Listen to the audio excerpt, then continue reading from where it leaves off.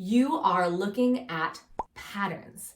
But a lot of adult piano players get stuck reading note by note. And that means when you open up a piece of music, you're a little bit overwhelmed by everything that you see, and maybe you're writing in the note names of each individual note in every single chord, or maybe every time you go to play a chord, it feels like you have to reread what the notes are. But this is the slowest way to play music that has chords. What I want you to do is learn how to memorize the notes of a chord as a pattern, because when you can do that, you stop having to take the brain power to look at each individual note, and you start seeing little clumps of notes together, and you start being able to recognize them much faster. And when this happens, you are able to see and process chords way faster. And as you go to play them on the piano, it's almost like your hand can predict how they're going to feel right before you play them.